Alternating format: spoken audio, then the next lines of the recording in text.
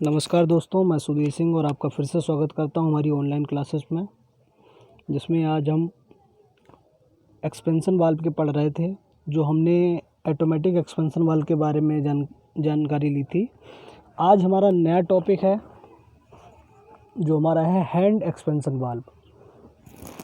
देखिए, hand expansion valve एक simple सा एक्सपेंशन वाल्व है। पहले तो एक्सपेंशन वाल्व को थोड़ा समझते हैं कि एक्सपेंशन वाल्व में जो हमारा रेफ्रिजरेंट होता है कंडेंसर से लिक्विड फॉर्म में इंटर करता है, उसका प्रेशर हाई होता है। उस प्रेशर को रिड्यूस करके इवेपोरेटर में सेंड करना ही हमारा काम होता है एक्सपेंशन वाल्व का। और इसका दूसरा काम है कि उसकी मात्रा को सीमित रखना, कि जितनी रिक्वायरमेंट है उसी के अकॉर्डिंग मुझे सेंड करना। ठीक है, इवेपोरेटर को जितनी रिक्वायरमेंट चाहिए उसी के अकॉर्डिंग हमको रेफ्रिजरेंट भेजना, ये इसका मेन वर्किंग है। तो हम यहाँ पे देख रहे हैं कि हमारे पास एक हैंड एक्सपेंशन वाल्व है। देखिए, हैंड एक्सपेंशन वाल्व में जो आपका दिया गया है, आपके वाल्व दे रखे हैं, हैंडल दे रखा है, आर्म दे रखी है, वाल्व बॉडी दे रखी है। देखिए, सबसे पहले हम समझते हैं कि हमारा जो रेफ्रिजरेंट होता है वो कंप्रेसर से इंटर करता है, और इस समय इसकी जो प्रेशर है वो हाई है। ठीक है, टेम्परेचर भी कुछ बढ़ा हुआ होता है। अब ये टेम्परेचर जो इसका बड़ा है, प्रेशर हाई है, ये इंटर करता है हमारे इस बॉडी में, एक्सपेंशन में जो वाल्व हमारा है। अब इंटर करने के बाद में क्या होता है कि जो ये हैंडल है, बाई हैंडल से इसको मूव करते हैं। जैसे हमारी नल की टंकियाँ होती हैं, उनको रोटेट करके ये ऑरिफिस होता है। तो इस वाल्व को जब हम ओपन करेंगे, यहाँ से हमारा रेफ्रिजरेंट इंटर करेगा, और इंटर करने के बाद में उसका एक्सपेंशन होगा, और जो हमारा रेफ्रिजरेंट अभी हाई प्रेशर पे था वो प्रेशर को रिलीज़ करेगा, और टेम्परेचर भी हमारा डाउन होगा। इसलिए हमारा जो रेफ्रिजरेंट हो बिल्कुल चिल्ड हो जाएगा, और वो एग्जिट हो जाएगा इवेपोरेटर के लिए। ठीक है, ये हम बाई हैंड से यूज करते हैं, इसलिए इसको हमारा हैंड एक्सपेंशन वाल्व बोलते हैं। इसमें इसकी आर्म दे रखी है, आर्म से इसको रोटेट करा के ये हमारा एक्सपेंशन है जो ओपन होता है, हमारा वाल्व ओपन होता है। ठीक है, इसमें प्रॉफिट ये है, लाभ हमारा ये है कि इसका जो स्ट्रक्चर है, बॉडी है, बनाने में आसानी होती है, बहुत ज़्यादा दिक्कत नहीं होती। जो कॉस्टली है इसकी कॉस्ट है वो बहुत ही कम है, तो ये लो कॉस्ट का होता है, हमको खर्चा इस पे ज़्यादा नहीं करना पड़ता। लेकिन इसमें एक हानि है कि इसमें एक ऑपरेटर की ज़रूरत पड़ती है, जो इसको रोटेट कराने के लिए हमेशा इसके साथ में। जैसे हमने पीछे कल इसको पढ़ा था ऑटोमेटिक एक्सपेंशन वाल्व में। ऑटोमेटिक में क्या था कि उसमें अपने आप ही वो मैनेज कर रहा था कि कितना रिक्वायरमेंट है, कितनी रिक्वायरमेंट नहीं है, उसके अकॉर्डिंग वो सेंड करता जाता था, भेजता जाता था, कि हमको पता रखता था कि मुझे रेफ्रिजरेंट की ज़रूरत है या नहीं है। लेकिन इसमें मुझे बाई हैंड से उसको पहले ओपन करना पड़ेगा वाल्व को, तब हमारा रेफ्रिजरेंट इंटर करेगा, और उसका एक्सपेंशन होने के बाद वो इवेपोरेटर में पहुंचेगा। ठीक है,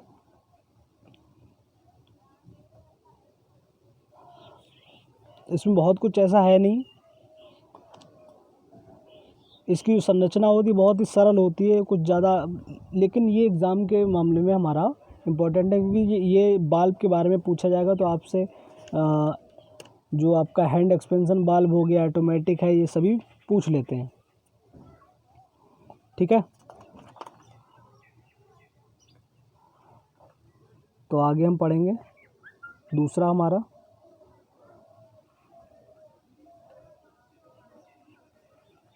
इसको आप कैप्चर कर लीजिएगा अगर इसके बारे में आपको जानना है।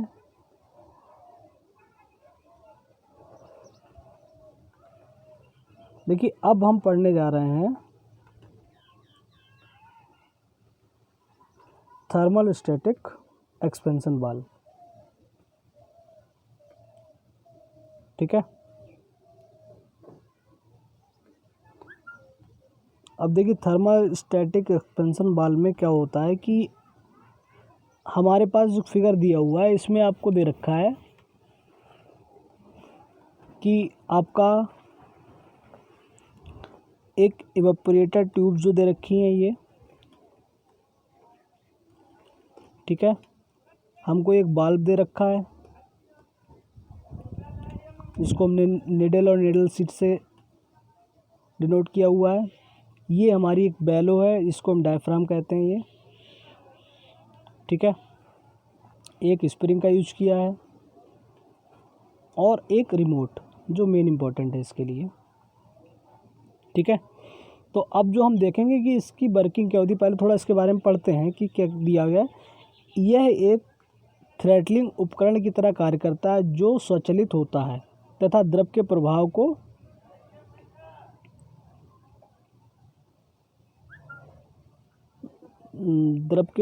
प्रभाव को भार के अनुसार स्वतः संयोजित कर लेता है तथा द्रव के प्रवाह की मात्रा को आवश्यकता अनुसार बढ़ाता और घटाता है। देखिए लोड के अकॉर्डिंग जितना लोड होगा, जितनी रिक्वायरमेंट होगी हमारे इवेपोरेटर को, उसी के अकॉर्डिंग है हमारा रेफ्रिजरेंट है उसका फ्लो होता है। समझ में आया? हमारा जो आपका देखिए पूरा प्रोसेस हमारा क्या होता है, रेफ्रिजरेंट का ही फ्लो होता है, चाहे condenser, compressor, evaporator, expansion valve, किसी में भी हुआ सभी में रेफ्रिजरेंट आपका मूव कर रहा है। तो उसके अब इसमें हम क्या देखेंगे कि थ्रॉटलिंग वाल्व में क्या होता है कि ये जो हमारा रेफ्रिजरेंट है उसकी कितनी ज़रूरत हो रही है, उसके अकॉर्डिंग हमारा लोड बढ़ रहा है या लोड घट रहा है, तो उसके अकॉर्डिंग इसमें हमारा जो लिक्विड है वो इंटर करता है। मुख्य कार्य दे रखे हैं, यह द्रव के दाब को कम करके संगीत दाब में वाष्पित्र में परिवर्तित करता है, वाष्पित्र को पूरी तरह संचालित करता है, भार के अनुसार द्रव प्रवाह को बदलता रहता है, ठीक है। इसको हम थोड़ा वर्किंग अच्छे से समझेंगे, ये चीज़ें पॉइंट टू पॉइंट हमें क्लियर होती जाएंगी। तो सबसे पहले हम देखेंगे कि हमारे एक्सपेंशन वाल्व में हो क्या कह रहा है। थोड़ा इसको जूम कर लेते हैं। देखिए सबसे पहले होता ये है कि जो आपका रेफ्रिजरेंट दे रखा है, देखिए ये यहाँ से इंटर करता है, ये हमारी पूरी बॉडी है, ठीक है। एक्सपेंशन आपका जो थर्मोस्टैटिक एक्सपेंशन वाल्व है ये उसकी पूरी बॉडी है। इंटर जो आपका कर रहा है वो यहाँ से इंटर कर रहा है। अब इसमें क्या होता है कि ये कंडेंसर से इंटर करता है हमारा रेफ्रिजरेंट, और हमको एक बाल्ब दिख रहा है, ये बाल्ब हमको दिख रहा है, ये जो बाल्ब ये है इसी से हमारा रेफ्रिजरेंट होकर जाएगा। लेकिन उससे पहले आप देख रहे हो कि ये निडल सीट दे रखी है, ये जो दिया हुआ है ये सीट है, इसी के अकॉर्डिंग ये जो हमारा बाल्ब होगा वो बंद या क्लोज होगा। देखिए कुछ इस प्रकार से है, ये ऐसा है, ठीक है। जो सीट हमारी दे रखी वो ये सीट दी हुई है,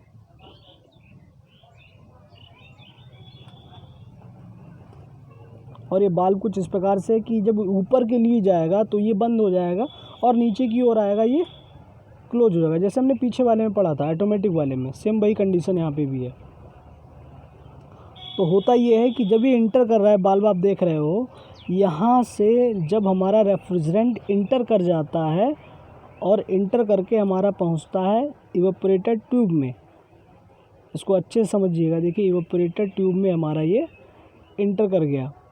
अब ये इंटर करने के बाद में हमारा जो मूव करता है तो उसमें क्या होता है कि जो हमारा प्रेशर है भाई, रेफ्रिजरेंट है, तो रेफ्रिजरेंट धीरे धीरे क्या होगा, बाहर के इन्वायरमेंट की, जो हमारा बाहर का इन्वायरमेंट है उसकी हीट को एब्जॉर्ब करेगा और वेपर में कन्वर्ट होगा। तो ये मेरा धीरे धीरे क्या हो गया, वेपर में कन्वर्ट हो जाएगा। यहाँ पे आते आते मेरा वेपर में कन्वर्ट हो गया।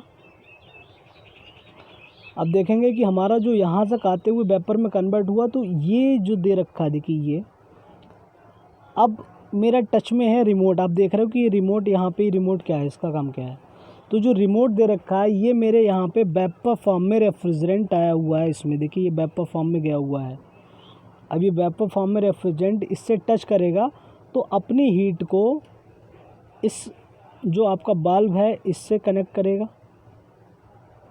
ठीक है, जो अपनी हीट को भी ट्रांसमिट करेगा।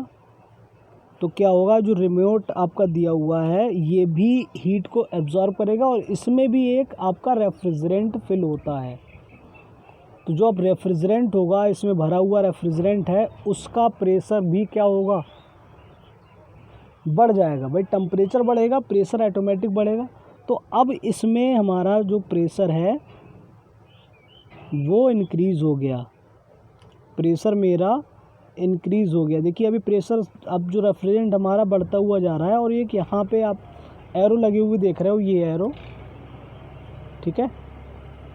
तो ये एरो क्या है कि ये जो प्रेशर है आपका रेफ्रिजरेंट का, वो प्रेशर डाउनवर्ड डाला जाएगा पूरा डायफ्राम पे। ये जो डायफ्राम आप देख रहे होगे,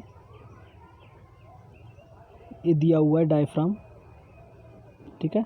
ये इस पर जब ये फोर्स लगेगा तो ये डायफ्राम, मैंने आपको पहले बताया था, कुछ इस प्रकार से मूव करता है, नीचे की ओर और ये ऊपर की ओर, इस प्रकार से। जब ये फोर्स लगेगा तो नीचे, और नीचे के लिए फोर्स लगेगा तो ये ऊपर तक मूव करता है।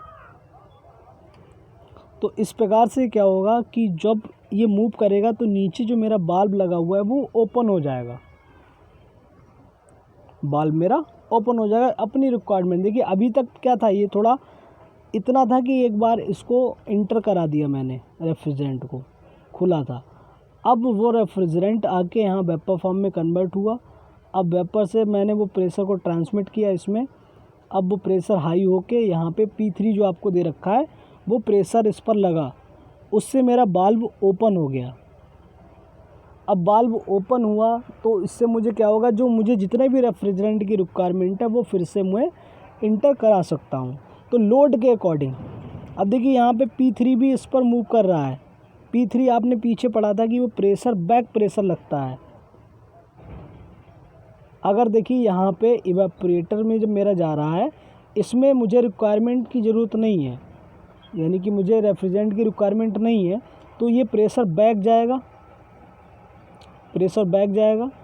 और बैक जाने के बाद में जो P1 आप देख रहे हैं वो प्रेशर अपवर्ड के लिए मूव करेगा, और अपवर्ड जब मूव करेगा तो हमारा क्या होगा, जो बाल्ब है वो ओपन हो जाएगा, वो सॉरी क्लोज हो जाएगा, क्लोज हो जाएगा। अब मुझे उसकी ज़रूरत नहीं है, रेफ्रिजरेंट की ज़रूरत नहीं है, क्योंकि इवेपोरेटर में रेफ्रिजरेंट की मात्रा हो चुकी है। अब मुझे इवेपोरेटर में नहीं चाहिए, तो मेरा बाल्ब बंद हो जाएगा और ऑटोमेटिक मेरा कंडेंसर से जो रेफ्रिजरेंट आ रहा था वो भी क्लोज हो जाएगा।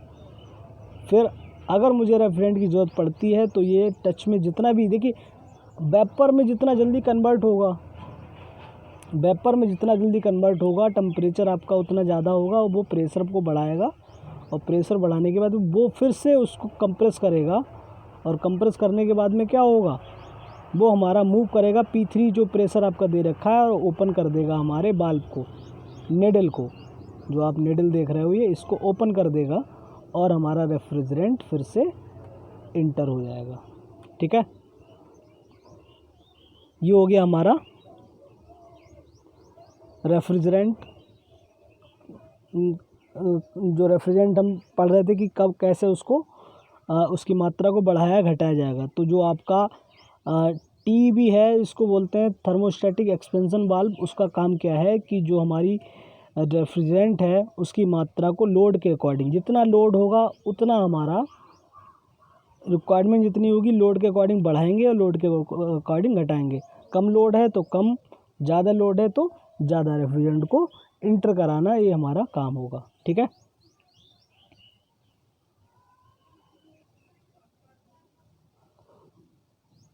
देखिए अब पढ़ते हैं हम कैपिलरिटी के बारे में। जो आपका कैपिलरिटी ट्यूब दे रखा है ये क्या होता है, तो इसको थोड़ा समझते हैं। देखिए ये आपका कैपिलरिटी ट्यूब दे रखा है,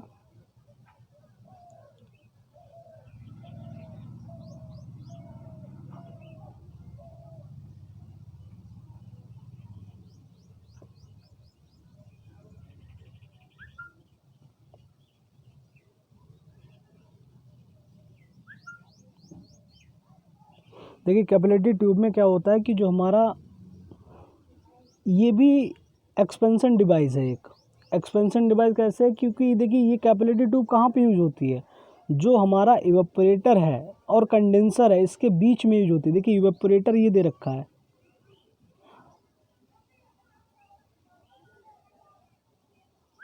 ये हमारा इवेपोरेटर है और एक कंडेंसर है, इसके बीच में जो यूज हो रहा है जिससे वो कनेक्टेड है वो हमारा क्या है, कैपिलरी ट्यूब। ठीक है, कैपिलरी ट्यूब का काम जो हमारा है वो प्रेशर को रिड्यूस करना है, टेम्परेचर को रिड्यूस करना है। ये एक्सपेंशन वाल्व की तरह काम करता है। देखिए जो भी हमारा रेफ्रिजरेंट आ रहा है, हमें पता है कि अब आप इसमें देख रहे हो कि साफ साफ कि जो कंप्रेसर से रेफ्रिजरेंट जा रहा है, एक तो डायरेक्टली कैपिलरी से होता हुआ जा रहा है और दूसरा हमारा ये कंडेंसर से होता हुआ जा रहा है। तो आप समझते हैं कि सबसे पहले हमारा कनेक्ट होता है कंप्रेसर से कंडेंसर में पहुंचता है, कंडेंसर में हमारा रेफ्रिजरेंट कंडेंस होने के बाद वो हमारा कैपिलरी ट्यूब में पहुंचता है। कैपिलरी ट्यूब क्या है, देखिए ये एक बहुत ही, जितना भी हमारा जो डायमीटर है कंडेंसर का, कंडेंसर के ट्यूब का, उससे कई कम मात्रा में हमारा कैपिलरी ट्यूब का डायमीटर होता है। ये एक नली होती है बहुत ही पतले डायमीटर की एज कम्पेयर टू आपका कंडेंसर। तो कंडेंसर में क्या है कि हमारा ये लिक्विड जो है और हाई प्रेशर पे लिक्विड, देखिए यहाँ पे कंप्रेस होता है तो हमारा जो प्रेशर है वो इंक्रीज हो जाता है, और कंडेंसर में आते हुए भी वो अभी भी हाई प्रेशर पे है, टेम्परेचर थोड़ा रिड्यूस हो जाता है उसको कंडेंस करने के बाद, लेकिन टेम्परेचर अब भी कुछ ना कुछ रहा होता है उसका। तो अब मैं उसको, और जब प्रेशर कम करूँगा तो मेरा जो टेम्परेचर है वो ऑटोमेटिक रिड्यूस हो जाएगा। तो यहाँ पे देखूँगा कि जब जो कैपिलरी ट्यूब जिसका डायमीटर बहुत ही कम है, कंडेंसर जो हमारा उसका डायमीटर ज़्यादा है, तो उसको पतले एक होल से पास कराऊंगा, यानी कि पतला होल किसका है, हमारा कैपिलरी ट्यूब का, और जो मेरा हाई रेफ्रिजरेंट भरा हुआ है, प्रेशर हाई प्रेशर का रेफ्रिजरेंट कंडेंसर में, वो मूव करेगा एक पतली नलिका से। तो उस समय क्या होगा कि वो जो मेरा लिक्विड रेफ्रिजरेंट है वो प्रेशर को रिलीज करेगा और ठंडा हो जाएगा, चिल्ड हो जाएगा, क्योंकि वो एक पतली नली से किसी भी चीज़ को हम गुजारेंगे। देखिए हाई प्रेशर को एक बहुत ही, जैसे कि कोई वेसल दे रखा हुआ है आपके पास, प्रेशर जिसका मैंने बहुत ज़्यादा गर्म किया हुआ है इसमें वाटर को, और उसको पतले से छेन से आप बाहर करिए, तो क्या होगा कि उसका जो प्रेशर होगा अभी बहुत, जैसे कोई कंडेंस एयर मान लीजिए है मेरे पास, कंडेंस एयर है, तो अब उस समय मैंने इसको सिलेंडर में फिल कर दिया और एक पतली नली से बाहर सेंड कर रहा हूँ। तो अब इसका क्या होगा, जो प्रेशर होगा वो रिलीज हो जाएगा, जिसका अभी प्रेशर कैसा था, हाई प्रेशर था। ठीक है,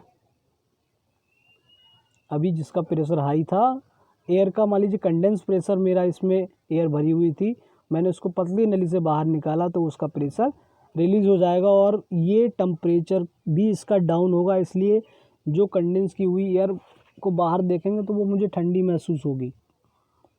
ठीक है, क्योंकि उसका प्रेशर डाउन हो जाता है। अब तक एयर जो अंदर थी उसका टेम्परेचर कुछ रहा होगा ज़्यादा है, क्योंकि प्रेशर बढ़ा हुआ तो टेम्परेचर ज़्यादा होगा, प्रेशर रिलीज़ होगा तो टेम्परेचर ऑटोमेटिक रिलीज़ हो जाएगा। ठीक है, तो यहाँ पे हम देख रहे हैं कि जो हमारा कैपिलरी ट्यूब से हमने इसको गुजारा, कैपिलरी ट्यूब आपका दे रखा है, उसके बाद में ये थोड़ी राउंडेड शेप में हम कर लेते हैं। राउंडेड शेप का कुछ ज़्यादा महत्व तो नहीं है, सिर्फ इसकी जो लेंथ है उसको कम करने के लिए कि देखिए कम शेप में आ जाएगा। अगर वही मैं बहुत लंबा खींच रहा हूँ तो इसकी लेंथ ज़्यादा हो जाएगी, मुझे राउंड शेप में, यही इसका एक बेनिफिट होता है कि मैं इसको राउंड शेप में करके कम जगह में ज़्यादा यूज में ला सकूं। ठीक है, तो यहाँ पे क्या होता है, कैपिलरी ट्यूब जो कंडेंसर से लिक्विड हमारा आ रहा था उसको उसका प्रेशर रिड्यूस कर देती है और ठंडा कर देती है, उसका टेम्परेचर डाउन करके और ठंडा कर देती है।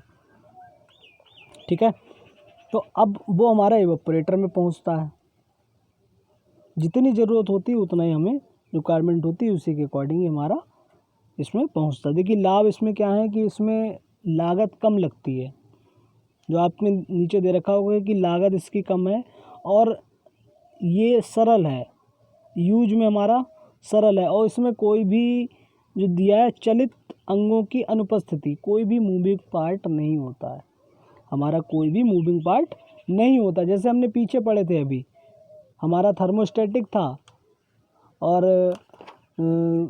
एक ऑटोमेटिक वाला पढ़ा था, तो उसमें क्या था, हमारे मूविंग पार्ट थे, उसमें डायफ्राम थे, बाल्ब्स लगे हुए थे, स्प्रिंग थे। तो ये चीज़ हमारी इसमें नहीं होती, इसमें सीधे उसका सिर्फ कंडेंसर पतली नलिका से गुजारने के द्वारा हमारा प्रेशर रिड्यूस होता है, साथ में टेम्परेचर भी रिड्यूस हो जाता है।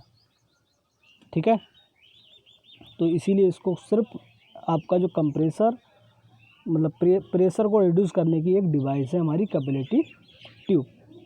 ठीक है, तो इसमें लास्ट पॉइंट दे रखा है स्वचालित बाल्ब खुलने एवं बंद होने की सुविधा।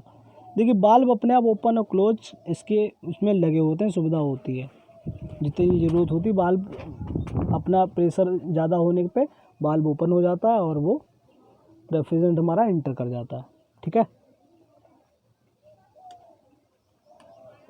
ठीक है, आज देखिए हम लोगों ने 3 चीज़ें पढ़ ली हैं, हमारा कैपिलरी ट्यूब हो गया, थर्मोस्टेटिक एक्सपेंशन हो गया और हमारा हैंड एक्सपेंशन हो गया। इससे पहले हमने जो पढ़ा था ऑटोमेटिक एक्सपेंशन वाल्व पढ़ा था। तो ये तीनों चीज़ों को अच्छे से कवर करिए। देखिए कोई ना कोई इनमें से आपसे टाइप्स ही पूछ सकता है एक्सपेंशन वाल्व के, और पीछे जो हम पढ़ चुके हैं उनको भी आप अच्छे से कवर करिएगा। ठीक है, आज के लिए इतना काफ़ी है, बाकी आप अच्छे से करिए। एक चीज़ मैं और कहना चाहूँगा कि सभी लोग आरोग्य सेतु ऐप को डाउनलोड कर लीजिए, जिससे कि सभी के पास ये होगा और हमारे लिए ही अच्छा है, हम थोड़ा अवेयर रहेंगे। चलिए ठीक है, नमस्कार दोस्तों।